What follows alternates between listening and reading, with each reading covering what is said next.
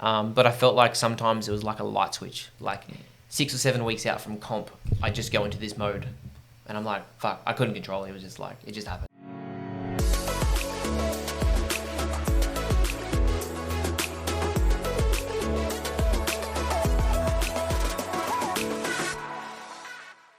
This guy, he's parked the other day on the little platform down the bottom. Yes. And rather than being smart and reversing back down the drive, he's tried to like quickly spin out onto the drive and then go nose down. There is these massive channels where he's got bogged and he's just eating up all the grass. I heard about you getting bogged. I didn't realise it was your own fault for trying to turn around to come in. Dude, this is not his week. Electrocuted, bogged. What else have you done? The house is flooded. Oh, house flooded. No power, no internet, Failed no social attempt at media. putting up curtains. Oh, I tried to burn a curtain rod. lit it on fire. Light it on fire was my solution. Oh, God. You do it to yourself, Luke. You know what I mean? Yeah, it's been an interesting week. Welcome back to episode 13 of the Outspoken Show. This is a little bit different because we've got a giveaway for you guys. We want to thank you guys for following along and supporting us. So we're giving away a $50 Visa gift card that can be used at any Visa accepting retailer. To enter, you've just got to subscribe to our YouTube channel, and half of them out there don't even subscribe to us. Oh. Half the watch just watch and aren't subscribers. So be notified. Subscribe, hit that bell notification. You've also got to share our Instagram giveaway post and post that, share that to story, tag us, and each tag on our giveaway post is a new entry in the giveaway. Entries close on the 31st of May, so they've got like 10, 15 days, whatever that is, Plenty of time to enter. But check the description below. There'll be more information on that.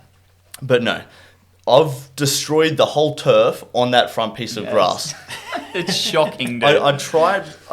The car park was full up top, so I parked on one of those little lower tiers, and it was dewy one morning. I'm trying to get out, and as I'm backing out, I just sort of the tire gets caught, like trying to connect back up onto the driveway, and I just couldn't get over it. So I went onto a lower piece of the ground, and then try to like spin up. Yep, and it got worse, and then I just crated myself. But you guys aren't invested in crypto, but I've been having nightmares. Dude. No, Don't understand. there's been literally, I've got, I'll say $5,000 on my account. Sure. It's changing $1,000 every day. Up, Does that down. give you anxiety? Because that would stress the I say it doesn't bother me, but like I feel a lot better when it's at 6,000, a lot worse when it's at 4,000. So it's like, Yeah. Dude, I was literally scrolling through Instagram, and that's what everyone's complaining about. There was even a 𝗦𝗛𝗕𝗦𝗥𝗑 joke about it. Basically, people are super scared because it's either 10 times your money or you've just gone bankrupt and you lost everything in the account. it's super scat. I say it's volatile, but like, No, it's a bomb. It's gambling on something you don't really know where it's going to go, though. Do you see it as gambling, though? Because to me, it's just like... I'm in So it for the long run, but like in the short term, I still want to see it go up. But You're hoping that eventually, like, this time and effort becomes something. But dude, the problem I see is that you don't necessarily have any control over what's happening with that money. not one bit. Yeah, and that's the scary part for me. If you got like 4, 5 grand, 6 grand, 10 grand put aside, like you could set that aside for now, wait for it to become stable, then invest that. You know what I mean? Or you could put it in like a 5% fund and just cop 5% for a year. FOMO. Yeah, That's literally the reason. But I also buy into the idea of it, and it's not financial advice because I'm a dickhead. Hey, don't quote me on this. But like, there is money to be made, and I feel like it's just adopting some early real estate. So that's why I'm getting into it, and I don't know the specifics of each coin and what have you. You just wouldn't be able to live with yourself if you missed out and all your friends around you were invested in getting rich off Well, it. that's what I guess that's what he's thinking, right? Like, and that's why everyone else in that boat 100%. is at. Is like, if I put in 5 grand and make 50, you're winning. Like, it's just fantastic. But I mean, if they lose 5 grand, yeah.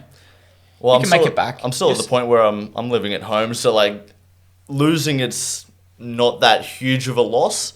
Like There's worse. there's There's worse. a lot worse.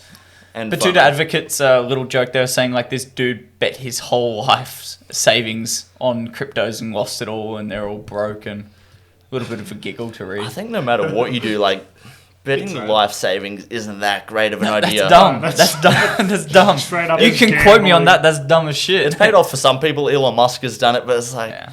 I don't think you can go recommending it to people. He's also a genius too. So He's No, not he's like got that most people. advantage. Yeah. Yeah, but he's also a fucking lunatic. The guy works Yeah. so freaking hard day in, day out. Speaking of so, we've got a guest for today's podcast. Someone who ฎ𝗏𝗏 and I have the privilege of working alongside and literally helped me recover from 𝗚𝗏𝗏𝗧𝗏. He was the first ever Australian to lift 10 times his body weight in a powerlifting competition, and then that became his benchmark for every comp for the next 5 years. Welcome to the show, Critta. Come on in. You're our second guest on the show. Who was the first? She was a swimmer. She swam around 𝗏𝗏𝗕𝗏 Island and 𝗏𝗏𝗏𝗏 Island. How's that sound? Perfect. Everything sound. And usually just one fist from the mic if you want to move it forward or adjust it so you see fit. But how's your back feeling now? Better. I just had treatment. She hammered me, so it is a lot better than what it has previously been. But yeah, long story short, it's probably the reason why I stopped powerlifting to get to the end part of it. But you know, obviously we'll probably talk about the things in between. But yeah, probably a little bit of COVID and this at the same time, because obviously when COVID hit, we couldn't really compete anymore, or took the competitions an infinite away amount of time. And I sort of lost. I don't think I lost my passion for the sport. I think training became more of a chore for me, and then my back started playing up. So I went and got some MRI and stuff like that, and yeah, it didn't show some good results. And then I had a bit of a think for a couple of weeks and thought, well, risk first reward.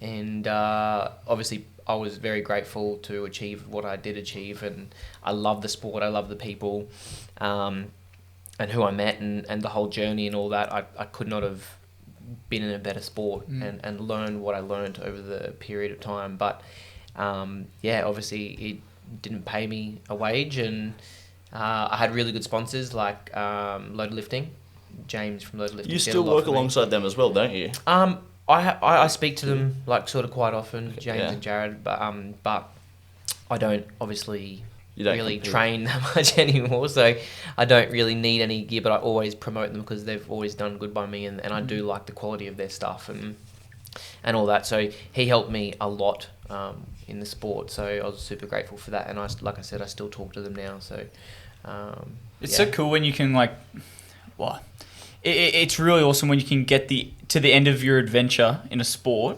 or a business venture, and then you look back and you're like, holy shit, like I've done heaps. Yeah. Like when Luke was giving you a little pep talk, 5 years doing your body weight. Yeah. How 10 many times your body years weight. was Like it? that's 'Cause, nuts. Was I misquoting that? No, it all sound pretty right to me. Yeah, 10 times your body weight so for 5 years. 2013 was my very first comp. I'll give you a little bit of a background story of how I got into powerlifting. So I was pretty scrawny. Like I was like 50 something kilos at uni, and and I used to train at Fitness First at Carindale with a few of the boys back in the day, Michael, Nathan, 𝗏𝗏𝗏𝗏𝗏. Dean. Yep. Yeah. And we always used to train at Fitness First Carindale, and I'm pretty sure I was sub 60 kilos.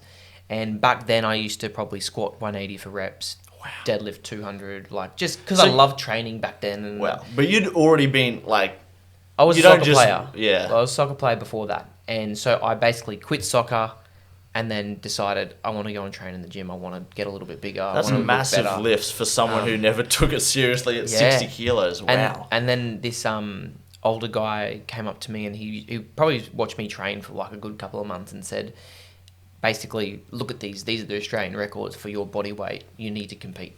You need to get into the sport. That's sick that someone from the community was just like, dude, you're a beast. Like, Yeah. go and follow this. Yeah. Because that sort of that backup is unparalleled. When someone random who you've never spoken to in your life comes up and goes, you're an animal. You need to do this. I laughed. Really? I laughed, and I was like, I'm not doing a fucking powerlifting comp. Like back then, my idea of a powerlifter was probably the same as what everyone else thinks when they hear powerlifter. Like Eddie Hall, big, like, big.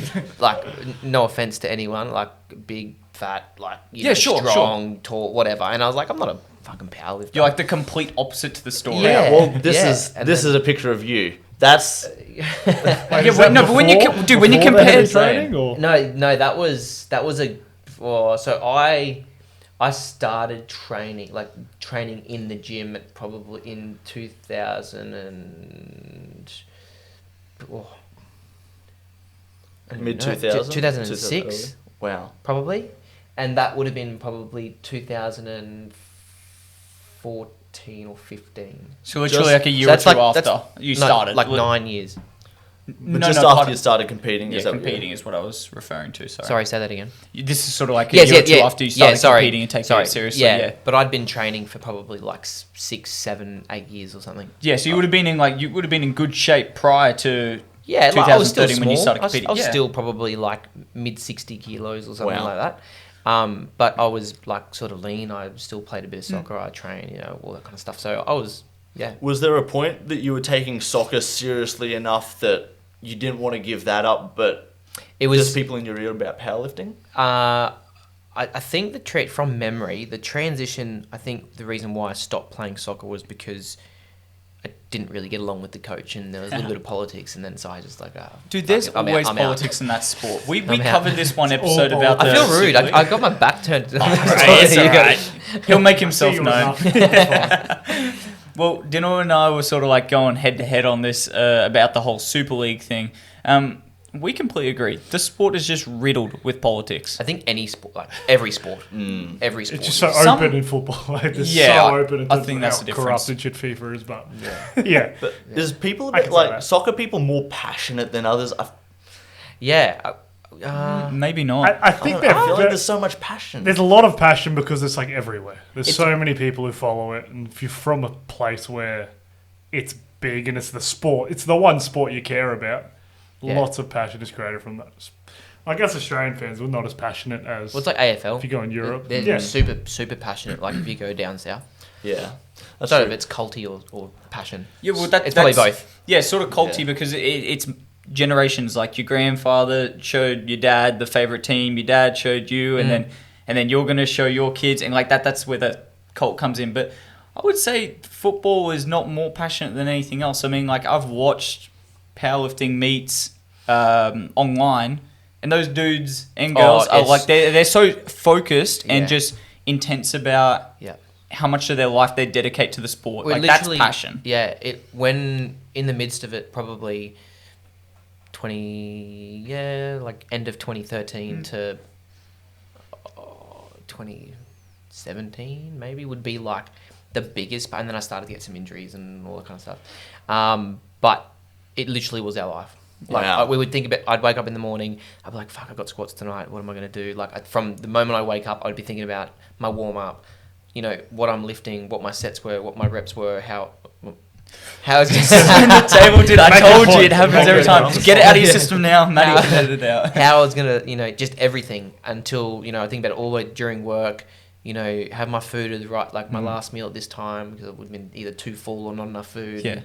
And then we go to the gym, all meet up, do our warm ups together, and train for 3 hours, and then go home and then do it again the next day. And probably that was like maybe 4 days a week we trained. Wow. Very formulaic. Hey. What body weight did you have? Like, what did you get up to when you started to compete? Because you said 55, 60 around beforehand. In the beginning, my weight class was under 67.5 kilos. And then obviously as I trained and got bigger and whatnot, I had to go up a weight class, and then I went to 75s. And then Pro Raw, which I deem is probably one of the biggest comps in the world, done at the Arnold's. That was an under 80 kilo competition with a 2-hour weigh-in. The other ones were 24-hour weigh-in.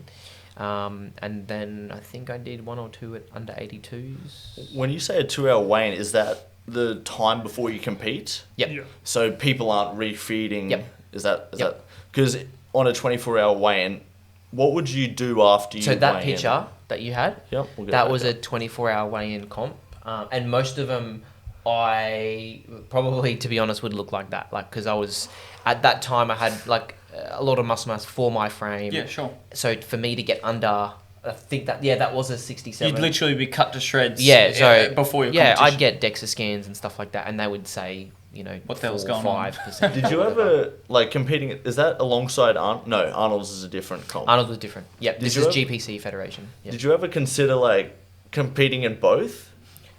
In like in bodybuilding Oh. and powerlifting? Sorry, I got confused because Pro Raw was done at the Arnold's too. Oh, so it was, wow. because they had their own like section. So it was powerlifting and bodybuilding, and then obviously all the stalls and all that kind of stuff.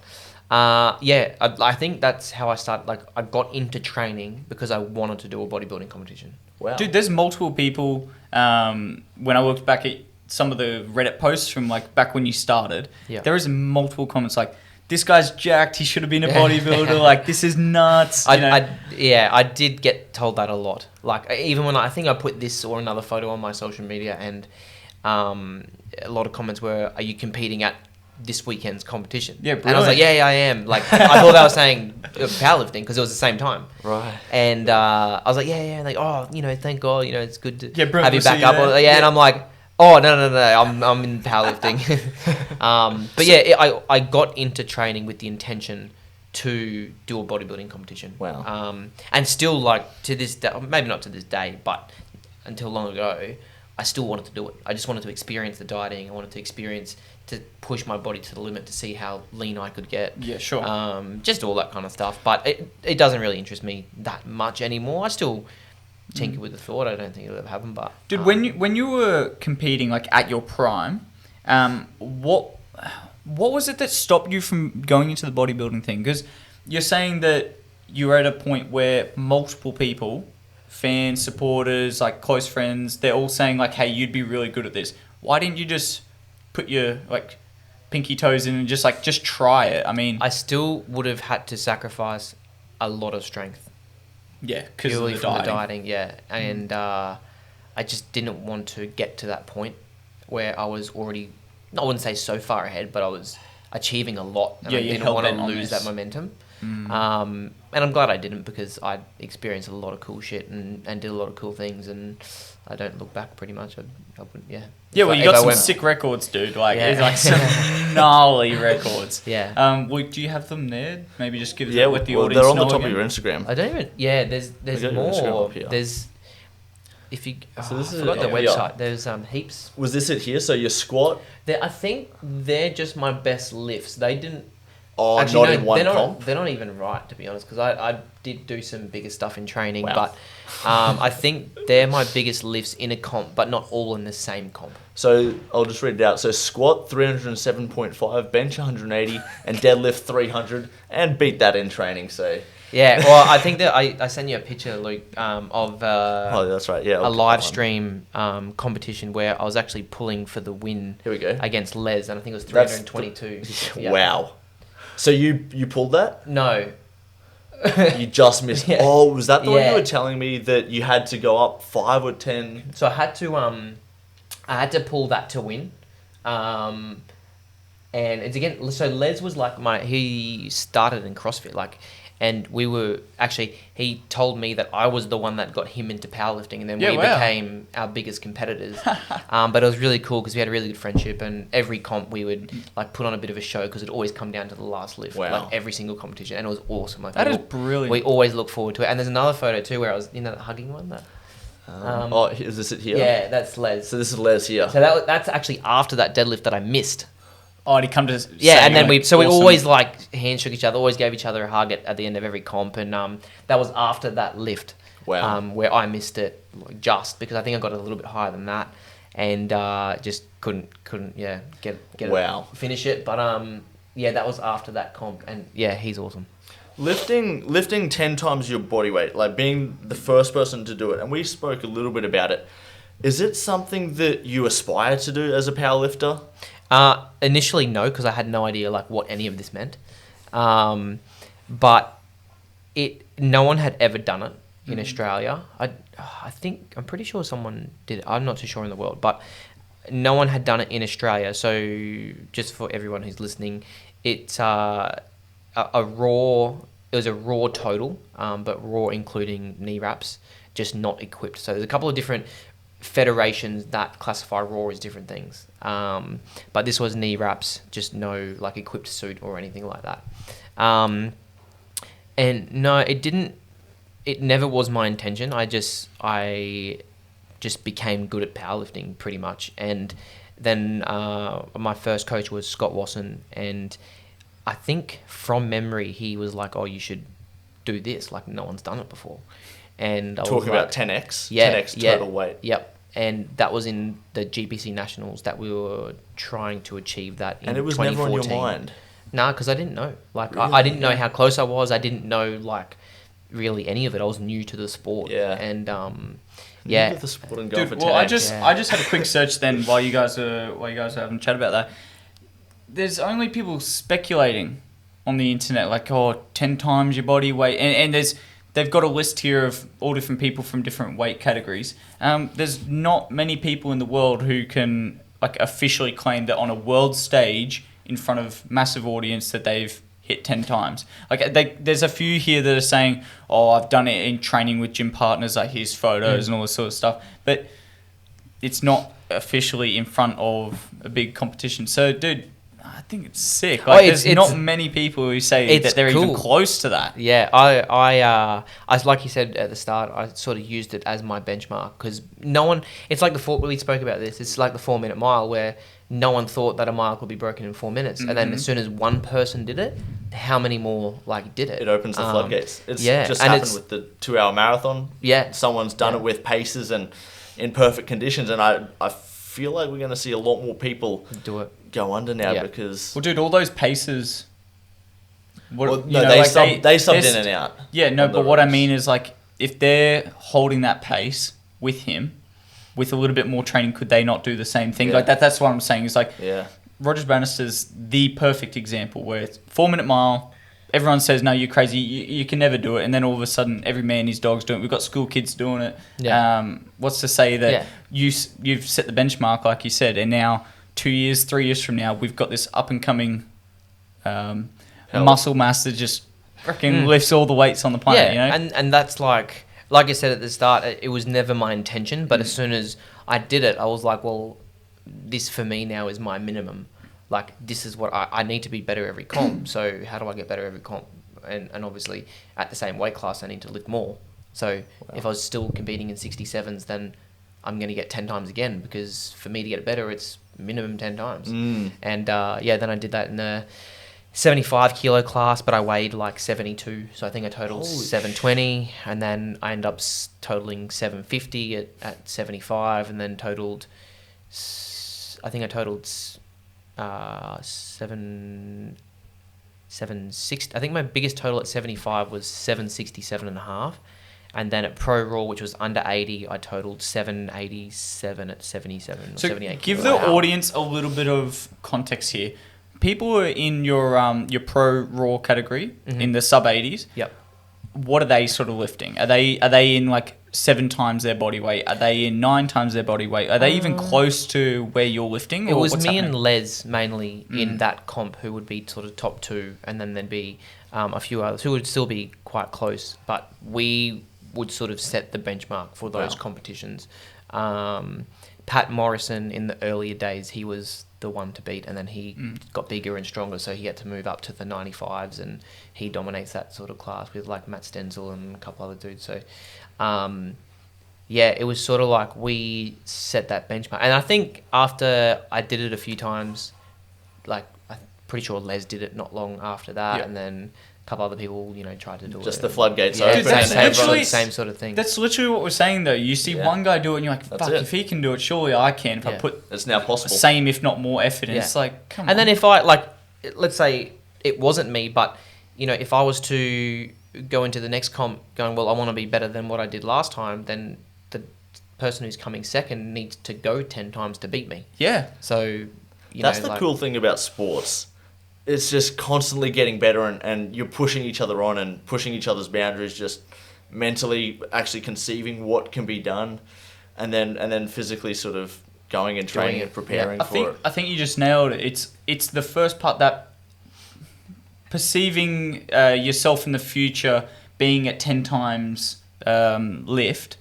That doesn't like you said, you don't normally just wake up and think, I'm going to do this, I'm going to hit 10 times my body weight. But I never had any doubt too. Like, I never was like, I can't do that. Like, I was like, why can't I do that? That's good. Do you know what I mean? Yeah. Like, I was never like, nah, that's way too hard. Does like, everyone- I'm not going to. I was like, nah, hang on a second. Like, why Who's stopping me from doing that? Does everyone else that you competed against, I mean, Les, is that Les? Les Probably Les does. Grills, yeah. But like, is everyone else of that mindset of, well, let's figure out how this can occur? Or is everyone, that can't happen? What do you mean? I feel like some people a fixed mindset in that, that can't happen. But other people are like, well, let's look at it. Can we rejig the puzzle? Can we figure this out? I think everyone's trying to find, better ways to train, to program themselves, to get stronger, to recover better, to just be better as athletes. I think back, when I started, no one, well, I'm not going to say no one, but we didn't know about prehab. We didn't know about how to warm up properly. We didn't know about activation exercises. We didn't know about, imbalances, and whether we were just oblivious to it or whether we didn't want to listen to anyone. I don't know, but I don't remember. But I always say to people now, like, if I knew what I knew back then, I know I would have been better. I know I wouldn't have got that many more injuries than what I did have. But I can't say like, hindsight's awesome. But it's, I think, everyone now, they're becoming more smarter in powerlifting. What's prehab? Diddle's new to the athletics industry. I don't even know what We've prehab just is. got him running, so It's like the prevention. So rehab's the cure Yeah. of an injury. Prehab's like the prevention. Okay, so it's just... So preventative prevent- measures okay. to As simple as it sounds. to implement training so that you don't get injured. Like, I need to make sure that both my glutes are at the same strength, or they're both strong, so that I don't get any lower back injuries or knee injuries or whatever. So I'm going to do this, this, and this, so I don't get injured. Not get injured and then go, fuck, I got to fix it. What were some of the things you were doing to prehab, to warm up, activate? Well, it didn't. It probably only happened or started 2017 or something, maybe 2018. Towards the end. Yeah. So my one of my friends, Jesse Williams, you might have seen one on the news last night. He NFL player. Oh yeah. Oh, you so told I me. went to... He does the he's doing the stuff for the Indigenous community and the QPS. Well, do you want to explain him? Because I mean, you've told me some wild stories of him in he's America. cool. Jesse's he went to school. I think he was 2 years younger than me. Amazing story. Yeah.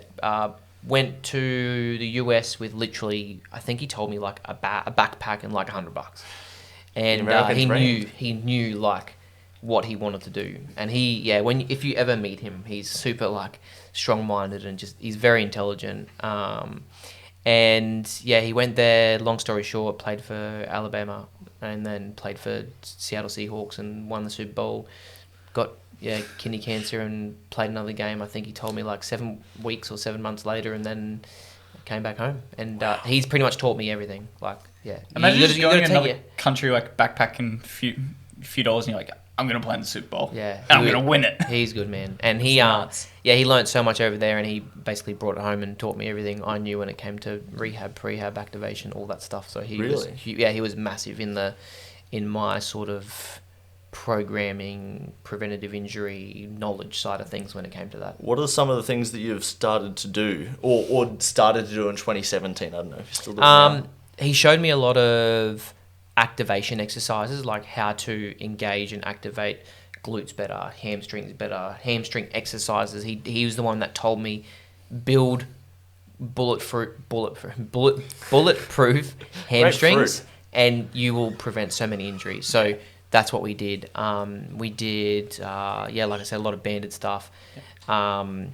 It like the list is huge. Like exactly. There was a lot of stuff that he taught me that I implemented not only into my stuff but my client stuff.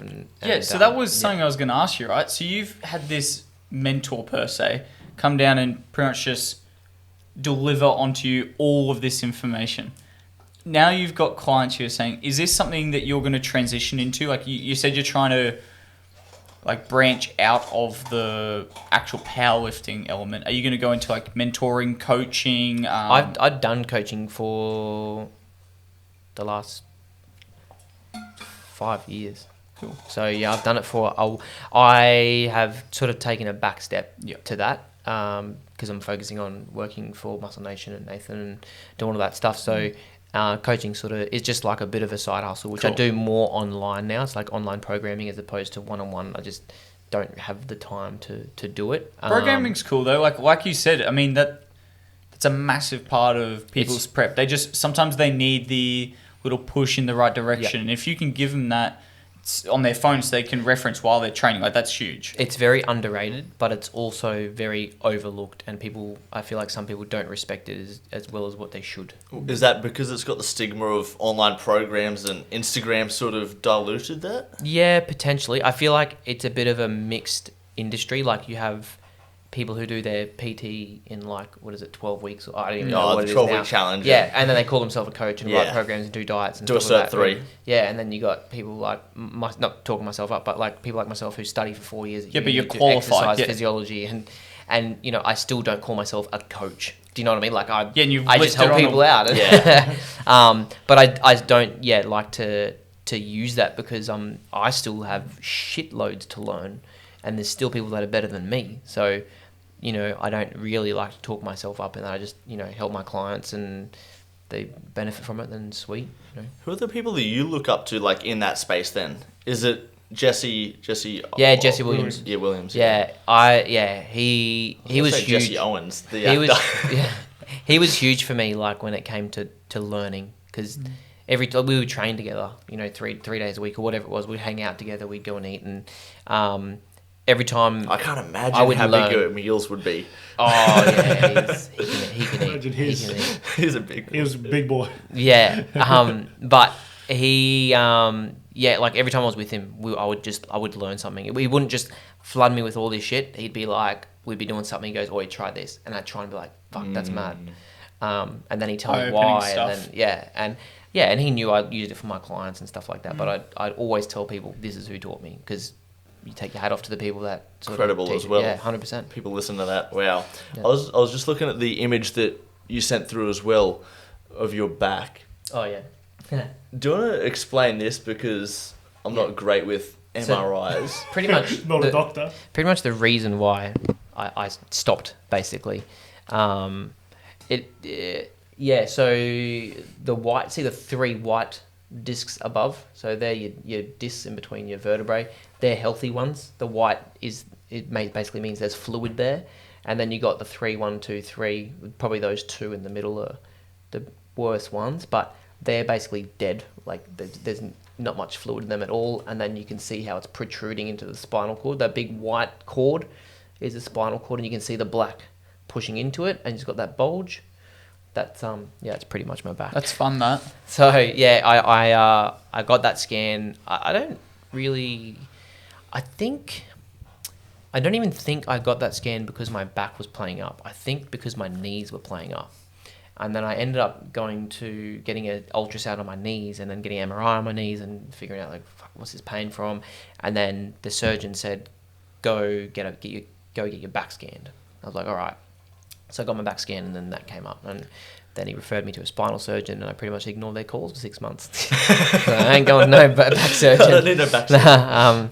So then I was like, okay, well maybe powerlifting sort of got to be put on the back burner for a bit until I figure out what's going on with my back. Because I mean, if you look at that, you go, shit, well that's my spinal cord right there. One wrong move, and some serious shit can happen. So I was like, maybe I shouldn't put 300 kilos in my back for a while. But it's still on your mind. You still couldn't even say definitely that it's your last competition. No, I don't know why. Treatment's getting better.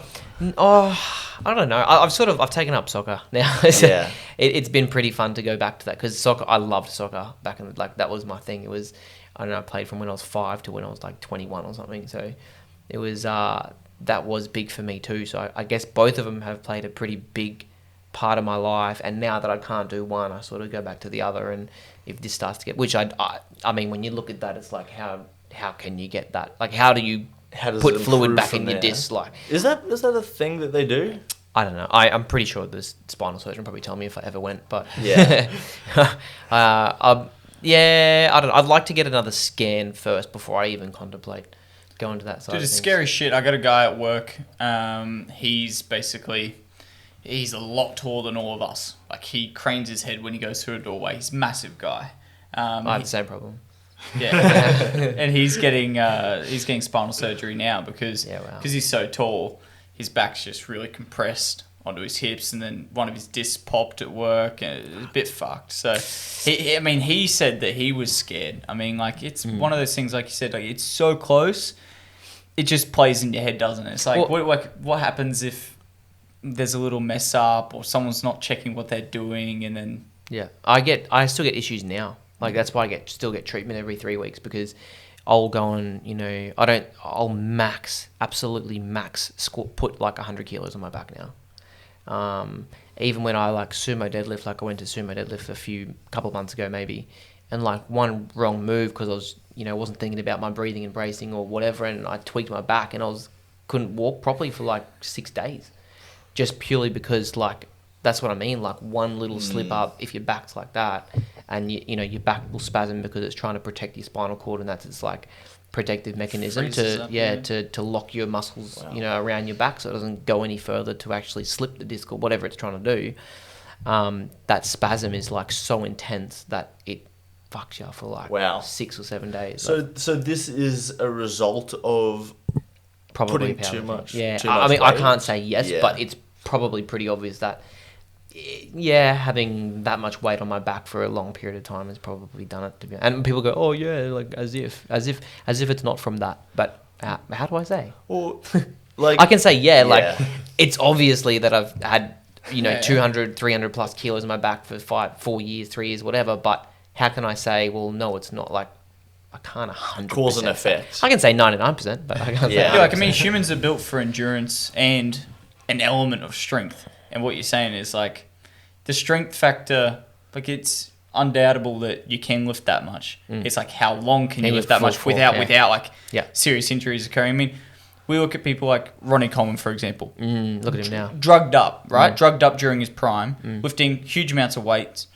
still same problems. So it's like, the strength factor of like the human physique is undoubted. You have guys too, which probably could do exactly the same as what I did at my body weight, at my maybe not my frame structure, because that's probably what could potentially increase their longevity. But you could have the same dude, same weight, lift the same weights as me, the same body weight as me, lift the same weights as me, and have nowhere near as many problems as maybe what I had. Is that a genetic thing, or is that a rehab, prehab? Probably column A, column B, bit of column A, bit of column B, I reckon. Like, I think maybe I could have maybe not prevented that from happening, but made it less severe if I knew what I knew back then, if that makes sense. But there's no point dwelling on that shit. You guys got to remember, the guy literally holds records for powerlifting. Like there is nothing to sit here and go, fuck, could have, should have, would have. Because if we did that, we'd never enjoy life. We'd all just be sitting around going, oh, fuck. Yeah, and that never came into like my process like at all. It was never like, oh, what if this? Oh, what if that? It was like, I need to get to the next level now. Dude, what was your process? So you said that you had a few training partners. Did you like training with people, or were you like a solitary animal like Dorian Yates, for example? Need to train with people. Yeah. Okay. I think maybe that's sort of why I might have lost a bit of my mojo towards the end, was because I didn't really train with anyone. I was like, fuck this. Like, I'd start training, I'd do my main shit, and I'm like, I'm out. Really? Yeah.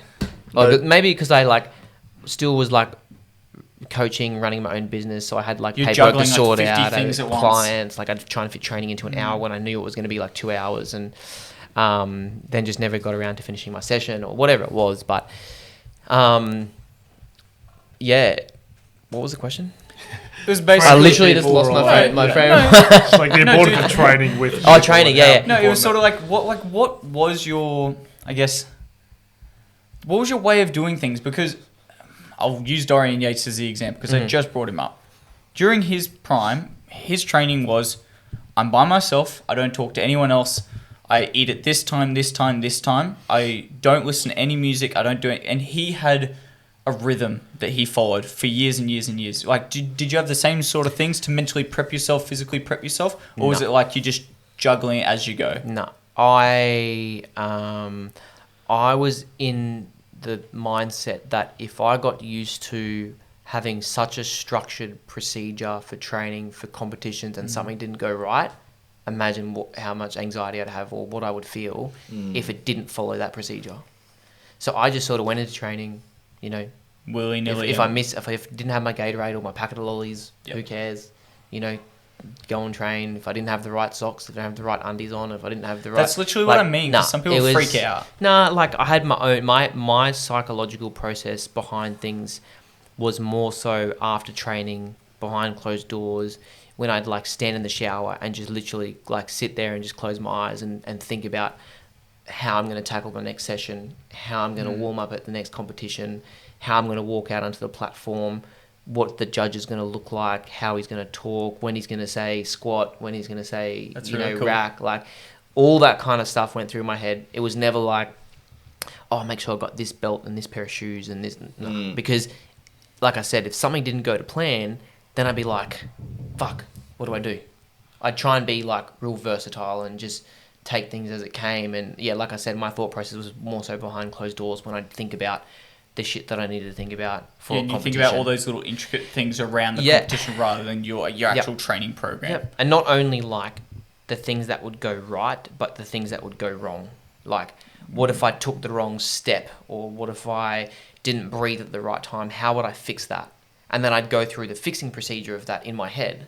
So then if it happened on the day, I'd be like, I've already done this. This is Not physically, interesting. psychologically. Yeah, but this is really It's interesting familiar. stuff because there are so many like elite athletes who are, like are savage with themselves in like their private time. Where, like for example, they're in the shower. David Goggins, he was an example. He literally will tear himself to shreds when he was beginning his process of becoming like this endurance freak, and he'd beat himself down and make him feel like shit so that he knows how to fix that when he gets out there and he feels like shit physically. Yeah. That's cool that you did that without having people lead you down that path. You just naturally, that's the conclusion you came to. Like, this is how I become an animal. I do this, and then on the day, I'm a beast. Yeah, and I think I've said it in another podcast, exactly the same thing, because it's just literally what I did. Like, I don't have to make it up. It's, you know, it would be in the shower, or it would be at night laying in bed, or it would be on my drive home from training. You know what I mean? It was never like, yeah, I'd think about what I was doing in training when I was there. Yeah. But a lot of the stuff, the other thought stuff or the other psychological stuff would happen after training, before comps, when I'm by myself. What started the psychological thought process and the psychological reps? I don't know. I actually don't just- know when or how it started. It just happened, and whether that was me just learning, like over time. But I felt like sometimes it was like a light switch. Like 6 or 7 weeks out from comp, I just go into this mode, and I'm like, fuck, I couldn't control it. It was just like, it just happened. You just animalistic instincts Dude, take over and you start to become more But conscious. I wasn't like psyched up inside. Like I wasn't, you know, people get. I was a very calm You're deep and lifter. quiet.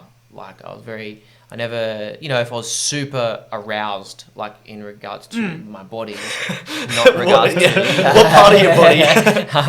you know, I think it would be impossible to get aroused during competition, to be honest. Like, yeah, maybe once in a while I'd sort of let out a yell, like just before I lift or something, but I was never one of those animals who, you know, you might have a video. I'll grab the videos. You actually might have a video of me, like, walking up maybe to the platform, and you can see, like, I'm super, like, calm, Was this cool, in comp? I'm collected. just looking through them on here. Yeah, for example, like, I guess I was asking because, is this it? Well, this is not. Well, you could watch this. This was at Pro Raw. This was, I think, 300 kilos to win, which I knew. I knew I could lift. I actually wanted to lift more. Like, I'll tell you about it once we lift it. But that's at Pro Raw. So you imagine the judge in front of you there and like what he's doing or what she's doing. And You see how many people are there, and you can see how loud they are when I finish the lift. I literally don't see or hear anything. yeah, it's just zoned out. Yep. Blackout zone. Yep. That's crazy. So that's what I mean by the support and the passion. Look at all those people who just dedicated the time just to come see you do that. Yeah. That's nuts. What's Yeah, what's so- that feeling like right then? Relief. A lot of relief, like, wow, like I've done it, sort of thing. That's cool. And it's all like super happy, excited, like, I'm trying to remember it now, but yeah, it's like, there's a lot of relief, like, almost like I'm glad that's over. you know. Struggled all this while. Yeah, just not in a bad way, No, but it's yeah. like, holy shit, it's all paid off. You know, all my training, all this and that, you know, all the sacrifice, like, yes, it's done, sort of thing. And That's until cool. the next one. Yeah. But yeah, that competition, I think I went into that competition wanting to, I think, total 800. I don't even know what I think I was 79 kilos or something like that. I think that was the comp where I'm like, okay, I'm ready to hit, because no one had done it at under 80 kilos. So then again, I wanted to be the first person to do it. Never did it. That's why I still want to go back and compete, but Les has actually done it. Les totaled.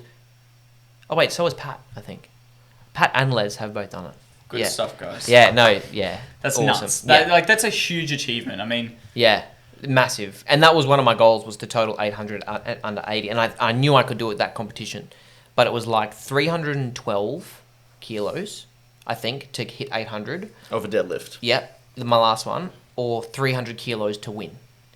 And both obviously were going to get me the win, but why risk 12.5 kilos for the potential of not being able to get it? yeah, you only had one lift. And then I lose. Yeah. Not lose, come second. But yeah. But that's lose. That's no, losing. Are you in these competitions? Like, obviously, it sounds like you only had one lift left to hit the win.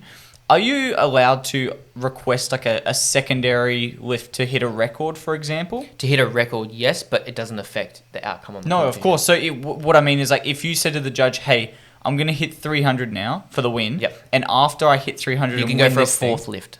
you can. But it's only for any sort of record. Yeah, sure. Yeah. It doesn't. No, it doesn't participate affect with the your- outcome of the competition. Yeah. Yeah, And yeah, exactly. going for that 800 plus wouldn't be a record that would qualify for a fourth lift. But no, I think back then it might, because I asked the question Okay. to who I think I was with Scott. I think Scott was sort of like handling me back with a couple Like of- Scott's your trainer, your coach. Yeah, or? and to be honest, I never had a coach. Mm. Scott, I'm going to say Scott coached me right in the beginning. He helped me a lot. I trained at his gym. He gave me programs in the beginning of 2013, 2014. And then I still trained at his gym for like many years after that. But then I sort of became my own coach sort of thing. And did my own thing. And yeah, I think at the time, like I said to Scott, I was like, I want to go for like 800. He goes, it's not worth it. He goes, don't, like, what happens if you get injured? You've already won. You've already come here to do what you need to do. Why risk another lift for a potential injury? In that moment... It's very smart. In the moment, I was like, fuck you. Can I say that? Yeah, fucking Dude, oath. jump on the Absolutely. You know every what? episode, dude. Yeah. You know what? YouTube, like, we're not monetized, but if they do, they take money away literally, like, per fuck. But who gives a fuck? Fuck, nah. Fuck. We're number 5 podcast in the well. We don't make any Doesn't money out matter. of this. So. Actually, fuck. Yeah, so at that moment, I was like, damn you, man. Like, I want to do it. But you then, listened to him straight away. Yeah, I was like, I can't do it. Yeah. Wow. Yeah. Did was a that smart hurt? decision. Was that like an anger inside of you? Nah, it wasn't. It definitely wasn't. It was like, I sort of like laughed. I was like, oh man, like, you know, I want to do this. And he sort of smiled at me too. And I was like, okay, you win. Did you know what's funny? He probably wanted you to do it as well. But he Yeah, was like in your corner in terms of Because like your I would have wellness. said the same thing to someone else. Yeah. Like, he was saying what I would have said Yeah. too. It's just you get caught up in the moment when it's you lifting. That's a smart and it's friend, dude. your record and it's your, you know. Yeah, no, Scott was awesome. Wow. He I could say he probably kept me. So I did 2013. Let's go back again. Sure, yeah. 2013 was my first comp. I don't think I had anyone to handle me that comp. I sort of just went in, made weight, and won the whole competition. Fucking hell. And He's like, yeah, watch out, boy. didn't even know. Like, literally, I just... I got that video somewhere too. Just see how you go. Yeah. And end up winning. And then my total then... I was under 67 kilos. I think my total was 605 or 615. Or it was something like that. It was 605 or 612. I don't know. It was about in that area. And literally... First When I comp. finished that comp and I went home, I think that day or the next day I had like so many messages, so many people, like I had Scott in there too and I had other people and he was like, man, come to my gym. Like, I'm pretty sure, I wish I had that message. I wish I had that interaction between like all these people who I spoke to, but I did. Like I went down and trained with Scott in his gym and the community that he had built up. And just like loved it and never left for years after that. Wow. Like Addiction to lifestyle. Yeah, man. We had the best gym like for a long time. That's awesome. Some really cool guys that I met and still like, you know, friends with today and all that stuff. So yeah, Scott got me into it more seriously and kept me into it, I reckon. So yeah. You know at the start how you were saying Thank you, Scott. that random guy in the gym come up to you and said, hey, give this a go. Yeah. Did he help you find this 2013 comp? Yep. Or he did? Yeah. So he helped me find that comp. And then after that it was. And then you just went into it, you just won it, and you're like, Yeah, I didn't even know. Like I was about to walk out of the gym. Oh, like, really? And they're like, oh, we're going to announce the the results, whatever. Like I was getting ready to pack up and go. And then they said second place goes to this, first place. And I was like, right. That'd be such a cool feeling, dude. I was like, holy shit, really? Like, and it was. Back then, it wasn't per weight class. It was like overall. So they had a formula, and they put your total and your body weight and all that kind of stuff. I won it. So you know how you were saying you got like just a metric fuck ton of messages after this comp. Did anyone come approach you when you were trying to leave? Like you've just won, you grabbed your bag and you grabbed your. That's the first time I met. Do you know the Australian strength coach, Sebastian Oreb? Yeah, on Instagram. Yeah. So that's the first time I met Sebastian. Really? Ever. Dude, Ever. it is such a small world. I've been following that dude since like day one. I follow like all the shit he says. I love him in the gym. Honestly, like, not in a weird way, but no, he's a cool dude. We love him. I got a lot of respect for him, and I've done a lot like with him for the like when I was powerlifting more serious. Like I went and trained in the gym. He actually asked me to consider like working for him. Yeah, cool. Back in the day, and then I lifted in a lot of his seminars. Like I was the lifter in some of his seminars and stuff like that, and just loved hanging out with him. Like it was just cool. That 2013 comp was the first time I met because he competed too. Wow. Sorry, Seb, I beat you. Everyone's about to leave. Yeah,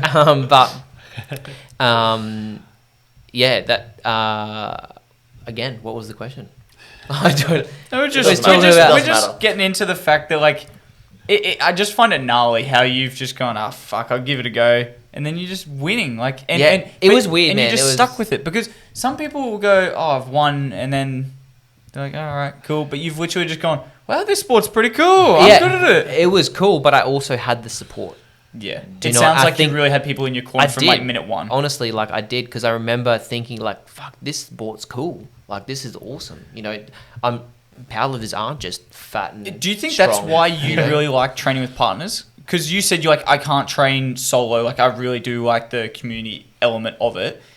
Is that what kept you for so long, you think? Yes, and the fact that I think I just love team sports in general.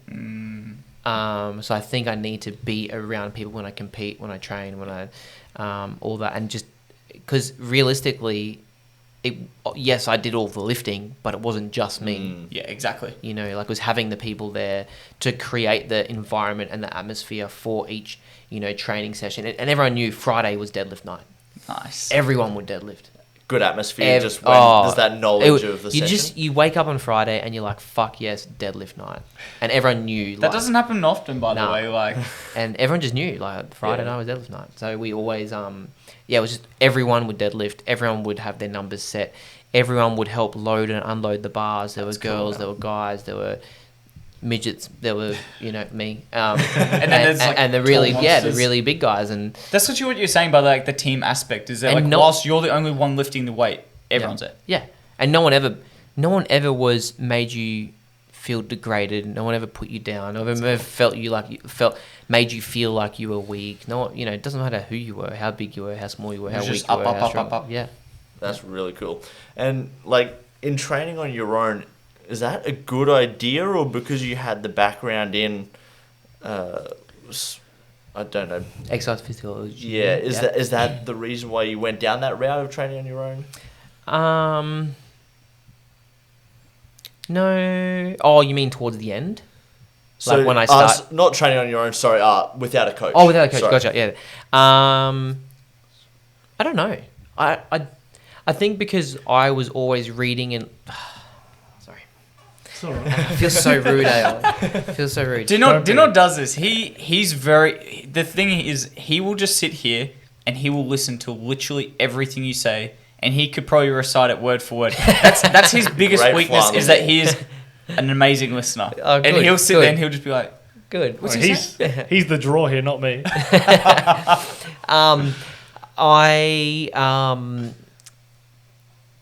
No coach. No coach. Yeah. So no, I don't know why, to be honest, why I didn't have one. I think because our support group was always there. Like, we'd always talk about programming, we'd always talk about numbers, we'd always sit down and go, okay, this is going to be the prep, this is the numbers I'm going to do tonight and next week. It's sort of like, and to be honest, I don't think I ever had a written program. I couldn't give you a book and show you any of my numbers, any of my training, which I, in a way, regret. Yeah. Because I want to see, like, and people would go, bro, why didn't you not? Dude, 'Cause that's how do you know nuts what that you worked? don't. How do you know what? Because it's just all in my head. Like, I just knew what worked. I knew what accessory exercises to do. I knew, what week 1, 2, 3, 4, 5, 6, 7, 8, 9, 10 was going to be. Wow. And I tell you now too, after I met 𝗏𝗏𝗏𝗏, 𝗏𝗏𝗏𝗏 was the greatest powerlifter in history. Dude, that was on the thing where I said that they were speculating who could hit, 10 times. He was like one of the top yeah, three. Well, he was the best from when, he's back in the day. Like, he's in the Hall of Fame now, like with Michael Jordan and stuff. So he I could not tell you how much he helped me. Just with, like, not even, this is his knowledge. Like, he'd pull me aside and, help me with certain things in training and he would always be there for my big competitions. Always just there. Like, See, that's just support. having someone like that who's the greatest in the world there and, like, would always help you and just be. He slept at my house once. Like, Wow. like, Not in I a woke weird up. way. I was living with Not mum. in an aroused way. No, I was living with mum. I gave him my bed, Yeah. and he's just Wow. a absolute legend, heart of gold. I couldn't even speak highly He was enough like in about your 𝗏𝗏𝗏𝗏. corner just the whole time. Yeah. That's Well, sick. there were a lot of people. Like, I have to give a shout out to 𝗏𝗏𝗏𝗏 too. He was always there for me as well. He lived in Victoria. He was a huge part. He played a massive sort of role in my powerlifting career and all that. But yeah, there's a lot of people. Like, I'm not going to mention everyone. It is but so cool how it's just revolving doors of all of these really influential figures who come in and out of the sport and their lives just mix into this massive conglomeration. It's brilliant. It's exactly like that. Because from the outside, you would just think powerlifting, individual sport, one person doing it, maybe one person, one coach. But it's cool to see how big an impact like that team environment had, and how it's so different than the perception I would have had just thinking about it. Like, it's all about everyone being there, supporting It is the 100%. uprise and everything. It sort of sounds like, and COVID. correct me if I'm wrong, COVID for sure. But, like, because you've had so much passed on to you from your mentors, is that why you wanted to get back into coaching, to sort of pass it on? I think I also think I just wanted to have my own business too. Yeah. 𝗘𝗘𝗟 Enterprises. Yes. Let's go. I love the name. Yep. And I don't remember it was a slow process. Like, I was working for a nutrition warehouse. I went from full-time after like 6 or 7 years with them to like part-time, and then did like coaching and part-time NW. And then by the time I built up my coaching, I was like, well, this is what I want to focus on now, and took the leap and did that for, it was like 5 years or 4 years or something, and then now do both, like Muscle Nation. Wow. And, like, powerlifting, so, like, just listening to the community aspect of powerlifting, like, bodybuilding, I feel, as a sport, at least in the last 10 years, has just transformed into every man and his dog, every woman and a cat doing a bodybuild. Is powerlifting going to go down a route like that? I don't think so. I feel like, also, this is just my opinion, disclaimer. Dude, lay it out there with the Outspoken Show. It's just the boys talking, like, just lay it out there. I feel like bodybuilding in a way is becoming a business. Yep, definitely. And not really a hobby or a professional sport. Like, it is still a hobby and a professional sport, but I feel like now it's like how do we make money from it? Whereas powerlifting's not really how do we make money. It's like How do powerlifters think like, how do I make money? Well, I'm going to go compete in the competitions that have prize money. Do you know what I mean? But it's Whereas- also What's the competition or aspect of bodybuilding? So what actually goes into a bodybuilding competition? Because I said powerlifting, it's you're powerlifting, you're deadlifting a certain weight, you're going for these Yeah, 3 you have a lifts. total in and the biggest What total is the wins, yeah. competition aspect of? Is it pageantry? Like, so it's like you're voted on who looks the best. So Yeah. that's the. Yeah. there's dream Basically. physiques, like It's just physique. Well, it's like, so essentially it's a like pageant. symmetry, muscle density, how lean you Poses. are, posing. for example, like Lot of when things. Arnold presentation, I guess there's a lot of Yeah. stuff that, they take into account, but that's pretty much, So you have more of a draw to the competition aspect in terms of powerlifting is more like performance based. Than. well, than what we have the to say, thing is like being with judged. your bodybuilding, it changes dramatically year from year to year. Like when Arnold was competing at his peak, it was like, can you get a nice vacuum while you hit frontal poses? Like as you're hitting your frontal poses and you got a nice vacuum, are your legs in shape? Or is it all just a slobby mess? Or have you only got the upper torso part, no legs? Have you got legs, no vacuum? Like that was his era. And then it transitioned into like Ronnie Coleman, like mass monster, Dorian Yates, mass monster. Yeah. How big can your frame look whilst also looking as shredded as absolutely possible? The thing with bodybuilding is, like you said, it is really it's very subjective too. yeah. It's completely different. Like with powerlifting, if you get in there, you got to lift a weight. There's no pussyfooting around it. Like you have to lift a weight. That's the competition. It's a lot less political, in my opinion, from like a observer's point of view. Like bodybuilding, you could say, oh, I thought his physique was a little bit better than his, so on and so forth. His tan was a little bit better than his. But powerlifting is just like, he lifted more, done. You His can form also was better, done. Yeah, but you can also on the flip side too, you can also get I'm not going to say bad, but maybe not the right judging calls too in powerlifting as well, which could that cost you a competition. Like clean lift, for Depth-wise? example. Depth from the side in a squat. It might be depth and they both side judges don't call it, or the opposite. Like it's super high and both judges give it a green or white light. Yeah, and You know? you're like, your competition gets a green light on a high squat, Yeah, and and then you're you like, don't get depth on a low squat. You're yeah, like, what the fuck's that's going just on? Fuck me now. Yeah. Yeah, but So- it's probably not. It doesn't happen as often. No, but you're saying that's an element of it's what an element. causes Yep. these little errors. Yep. Whereas, like, I think, whilst I totally appreciate where you're coming from, that's a little bit less likely than someone in bodybuilding, first and second place. First place gets the award because the tan's a little bit nicer. Like that's really fine line in comparison to a judge making just a terrible call. Yeah, well, I feel like that if the tan was smudged or not as good as the other person, it could make you look not as lean. Like I feel like that's a massive part too. So Yeah. I agree. I'm just trying to pull up the biggest raw squat ever. Doggos too. Where Love it. you, just after you lift it, and I'm struggling to pull this up. Okay, it was just after you did the lift, you look back to the judge. Where's my mouse here? Which one's? Oh, that's the. Okay, so that was 20. Here we go, That here. was 2014. Oh yeah. So just after you do the lift, you look back at the judge. This was posted back in 2015. 2014. Actually, while that's loading, scroll down. Oh, actually, scroll down afterwards. 2014 or 2015? I think 2015. So you're 67.5, 257 GPC nationals. That's 2014. I swear. It could be That actually really does. I'm pretty sure. So this was a competition. fresh fade too. This.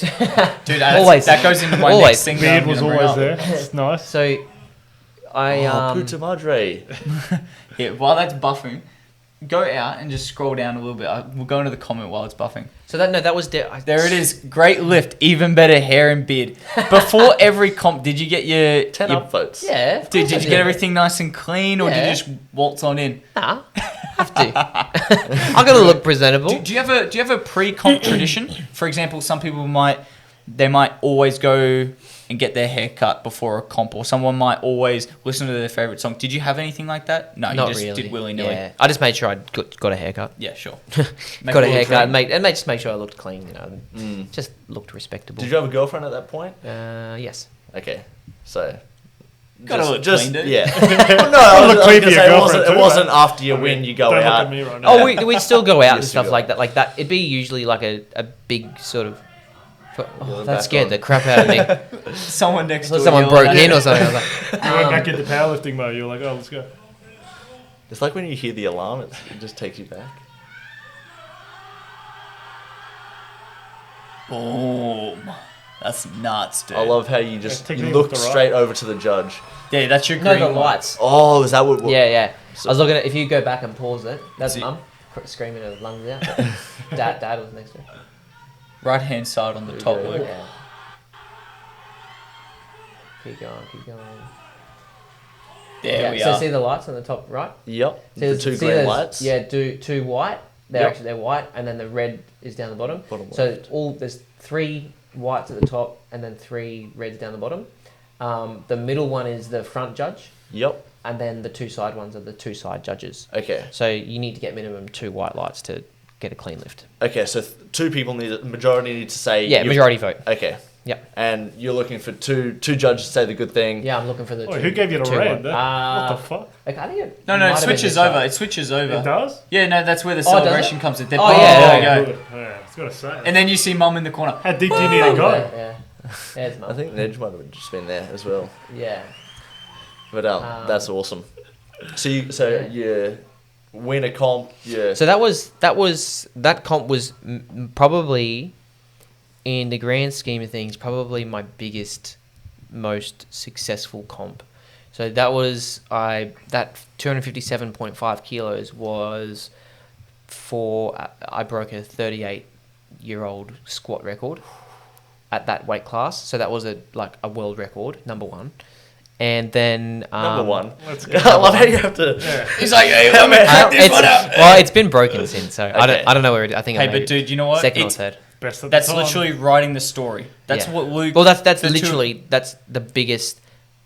Apart from winning my first comp, that was the biggest competition. Yeah. That sort of put me on the map. That I was guess your you could say. moment. Yeah. Yeah. Bench, I tore my pec on the second lift. Yeah, on the second lift, tore my pec. Went to go do a third lift, and obviously couldn't do it. And then Are you taking anything to help with the pain because you've still Endo. got endo? someone gave me an endo. And then so to actually secure that record, you have to do a deadlift. So that was the competition that Scott and I said, I'm going to go for 10 times body weight. That was that competition. And then I tore my pec on the second bench. And I was like, This is Wow. ridiculous. yeah. And I was like, fuck. Because I knew I could do it. I knew I could get 10 times body weight. And I'm like, oh, how much is this actually going to impair me? So then I tried to do a third bench. Obviously couldn't do it. Went outside, went for a walk, sort of cleared my head a bit. We had I don't know, maybe an hour and a half or something until we do the next lift. And then yeah, came back. All I had to do was 70 kilos. I just had to 70 kilo deadlift to secure the squat, right? To get the record for the squat. Yeah. So I started the deadlift. I think I did 60 kilos and then 100 kilos, and I was like, oh, this is in the warm up room. Yeah. And I was like, oh, it sort of feels a bit funky. And then so I was like, all right, first change my attempts, because my first attempt would have been 220 or something. So I changed it to 70, did 70, went back out into the warm up room and warmed it up to 240 in the warm up room. I'm pretty sure, or 220 maybe. And then, oh no, maybe. He's like, Judge, hold my pec real quick, bro. Yeah, no, I think I warmed up. I think I only did 2 deadlifts. It was 70, warmed up in the warm-up room to 240 or 50, and then came out and pulled 266 to get 10 times. Wow. Yeah. It's nuts. But the 70, the 70 only secured the squat record. Yeah. So I just knew that, okay, well, I've got the record. One in the bag. Gonna go and warm up. And Here's a question for you, right? So Two let's just say records with a torn pec. you've just hit your squat record, right? and you tear your pec on your first lift and fail for the Second bench. No. Let's pretend okay. it was on the first. Yeah. Is it because you failed on the second but secured the first? Is that why you don't have to do like a halfway point for your bench? For example, like you could do a halfway point for your deadlift where you just had to do 70 kilo, 100 kilo deadlift. If you had torn your pec on the first bench attempt, you would have had to do something like maybe 70 kilo, 100 kilo. Yeah, but if my first attempt was 120 kilos for my second attempt, because I told myself if I wasn't successful on the first, for my second lift I can't go any less than what my opening bench was. Oh, what the fuck? Ooh. Yeah. Wow. That is nuts. So you timing. really just scraped Yeah. it. You got to tear your pack and be on the second lift. Yeah. Have you seen the pictures of like Larry Wheels' gym partner's pec just like That's just, explodes? honestly, that was just absolutely stupid. Are you able to find it? Like I can't even explain to you how dumb. I no disrespect to the dude who did it, but it's an incline bench press which has no significance in the grand scheme of things for anything at a 1RM max. Like there's no competition in this world. There's nothing. There's no hobby. There's nothing in life that will benefit you from lifting a 1RM max in an incline bench press. Yep. So why do it? Exactly. Dude, I've literally watched it and I was sitting there going, this makes no sense. This makes no sense. And then his pec just blows out. And you know what? People just... I feel like that's just how people learn their lessons, to be honest. You nearly had it too. But it's just... There we are. honestly... What's the point? Anyway. That's it there. That's great. What's it like tearing the pec though? Yeah, how bad fun. is the pain? Like It's not fun. So I tore... So most people tear it. You can see it in that... Oh, let's watch it. I'm just going to try and bring it up. I don't know if this is the video. There's one on... It's this No, fella. that's not it. That's Larry. This fella rips his pec. Oh, okay. Yeah. I can't bring it up. I've seen it on YouTube, but copyright prevents me from pulling it up, unfortunately. So How most are we going people for tear... time? Oh, I don't know. We're right for time. 7:30? Oh, Is that yeah. Most people tear it from here. So like from the humerus. Yeah, in the tendon just pops and then goes down the arm and back in the chest. I tore mine from my sternum. What? Like from here.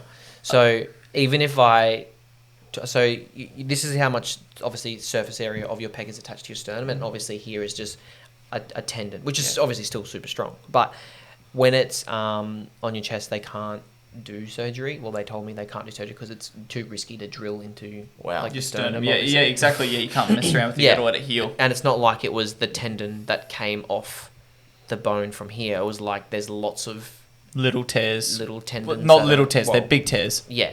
So there's a section of the pec which is like torn, which is, I think it's about 2 fingers because you can feel like the whole... Rips off, like where it is. Wow.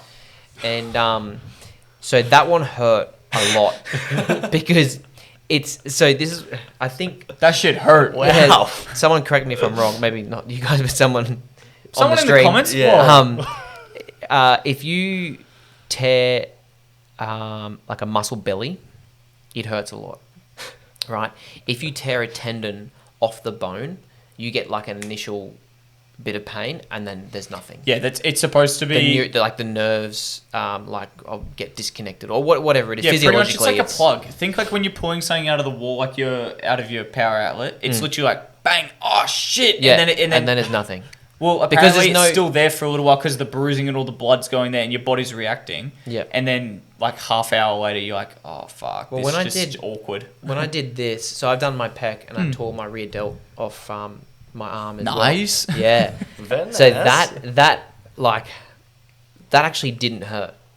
So I did that in the gym prepping for, I think I was like 5 weeks out from a comp or something. And I shouldn't have been doing what I was doing, but I was. And I tore it, and initially, like, because I heard it, it was like a big pop. And I was like, fuck, like, I dislocated my shoulder. That's what I thought. Because, like, I felt a big, like, sinking like a sort jolt, of, yeah. I was like, fuck, I dislocated my... And then walked over to a chair, sat down, and my therapist or masseuse at the time, he came over and he's like, bro, what happened? Because I heard that. And I was like, I don't know. But... Look, I could still move my arm like this, and I could move it sideways. The only thing I couldn't do was I couldn't move it this way. And I don't know if that was my mind saying, don't move it because it's going to fucking hurt, or you cannot physically move it because there's nothing attached to it. Well, this is... I didn't know at the time. Your body does that, right? It just completely shuts down. It's like you are not allowed to move any way this way because you're going to hurt yourself. You just know. Like, it's the same, like, just to cut in quickly, like, I was working with my brother and I fell off a roof, broke my leg. Same thing. Like, I fell on the ground. No I was small like, injuries. I was like, something's not right. Like, my mind was telling me not to look. Like, it was really weird. It was a weird feeling. It was like, don't look because there's something You wrong. don't want to see what's... Yeah, like what happened. And, broke my leg and whatever. So, like that was the same thing. Like, it happened. I sort of felt that initial thing and then there was nothing and went to hospital. They sat there for like 4 hours and they didn't do anything. So I went home. Dude, what's with hospitals and having that wait time? Like, I know you're busy and like I know you guys are struggling because there's so much shit to do, but like, why I gotta wait goddamn 4 hours for someone to like look at my shoulder? Like, not even to look at it, to say we don't have anyone here that can do any scans. Yeah, that's even So worse. like I had to go home and then I No went. green whistle? Not even a little bit? No, because I wasn't really. They asked me like if I was in pain. I was like, no, I'm pretty sweet. Do you reckon you have a Went high down on pain the priority tolerance? list. Probably not. Yeah. It depends what it is. Like, Sure. High tolerance to extreme pain, but normal pain. Yeah, Yeah. yeah, Fuck, this legit. paper Small cut is discomfort. enough. Yeah, true. So true. So true. Oh, you know the worst pain? Where the tips of your fingers split and it's cold? Oh. And then you get like... No, you know what's bad is when you have an ulcer and you bite. Like Ooh, you're chewing goddamn. on something like tough, and then it gets in the way, and you feel like you've bitten half your lip off. That fucking hurts. I want to punch... Like that's Yeah. the... Like, don't talk to me Yeah, because... yeah, no, legit. Everyone's like, "Are you alright?" And That's the the worst thing you can ask. No, I'm not alright. Fuck, does it look like I'm okay? I wouldn't be crying fucking face like a tomato if I was alright. It's like stubbing your toe. Like, yeah. this is not okay. Paper cuts. Oh, It's incredible. Lingering Like, progressively overloading. Like, what's the way to go about that? Luke wants to Because- get big. No, well, it's not he's so thinking much of like... deadlifting 10 times. Right? I'm not on my mind. Oh, so let's just get this. Oh, Like come 10 times In- is like the total. Yeah, Just so no three one lifts. thinks. Like, Over I didn't squat bench, 10 squat, times. and I didn't deadlift. squat It's like 600 combined. kilos. I I didn't. put 700 on my back. Yeah, it's 3 lifts That's added low, together. yeah. Yeah. Yeah. Like, progressively overloading, like... I mean, I don't go to a gym with a lot of people now, but when I did your Good Lives, there's a lot of people, first-timers in the gym, are they... Lifting Every wrong, week yes. they're up 5 kilos. Like, what's the situation with that? How's It depends.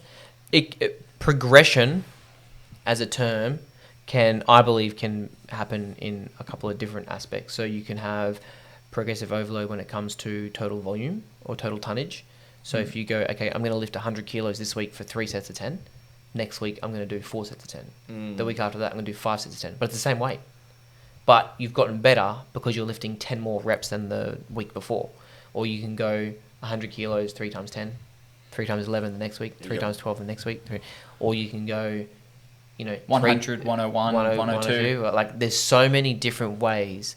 But I teach my clients to, if you were to draw it on a graph, like you have the y-axis, the x-axis, as volume goes up, intensity must go down. They have to be inversely proportionate. You can't have volume go up and intensity go up. Intensity is in weight. Yep. You can't have both go up because then you'll just burn out and fatigue really quickly. Yeah, injuries, all that sort of Yeah, stuff. so you have to like manage the total tonnage and manage the volume over time. So as one goes up, one must go down. So a powerlifter is essentially just a wizard at balancing the total volume and the intensity. Yep.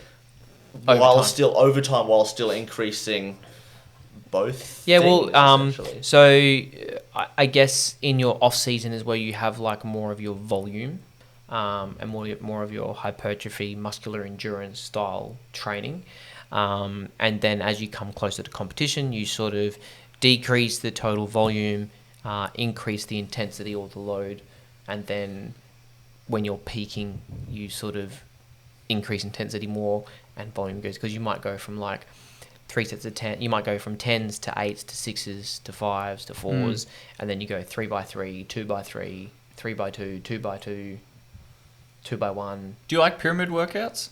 Like go up and then go back down? Yeah. Yeah, I've actually got a couple of my clients on that now. Yeah, it just, me listening to the way that you were sort of describing that, it seemed as if you have like a lot of knowledge around pyramid workouts, and like I just was assuming that maybe it'd be something you go to as like a training program. Yeah, I really like basic linear progression, like over time going up sort of thing. But it also, as a coach, you also need to determine what kind of client you have. Yeah, Do they love doing the same thing week in, week out? Do they have to lift some sort of heavy load every session to stay stimulated in your program so that they, They feel get as if better they're getting gains? somewhere, And that's sort of like the art of coaching too, is like learning about your client to determine how to. You can't just go, here's good kind of program, see you later. Is there is the way to manage someone who just wants to hit a PR every week? You tell them not to. Yeah, you tell them it's not possible. You just can't. Yeah. And I tell people that all the time. Like, my progression, if you look at it over 6 years, if I told someone I only put 10 kilos on my deadlift in 12 months, they'd be like, oh. Do you know what I mean? Like, someone's deadlifting 250 kilos now, they want to deadlift 300 kilos in 6 weeks. It's not going to happen. Dude, yeah, you got to get hype when you get like a 1 kilo PR. You're like, yeah, this is fucking awesome. That's where you're winning. Yeah. Because those little moments, they stack really quickly. Yeah, would you rather 1 kilo PR or would you rather 10 kilos less? Yeah. Would you take Non-PR. Would you take that same kind of training method, like increased intensity with low, or intensity and volume. Yeah, volumes. Increased volume with lower intensity into like running as well. Would it be the same kind of thing? Because I'm trying to think with how I'm like training for this marathon. I'm focused on going a little bit further each time and increasing the speed I do with that. Should I focus more on just increase one either distance or speed over that same thing? Is it the same kind of methodology? Yeah, I would assume so. I don't know. I can't say like yes or no because I don't really have that much knowledge in it. But I would assume that it would work something like that, where if you're going to go from 2Ks to 3Ks or 2Ks to 2.5Ks, obviously it's going to be a little bit slower. So don't try and beat your time from the time before. But I'm sure there's some sort of formula. Like, I'm not sure. The only thing I would like... But yeah, I would agree. Yeah. The thing with running is like, if you're, for example, this marathon we're training for, everyone out there knows it's what we're doing.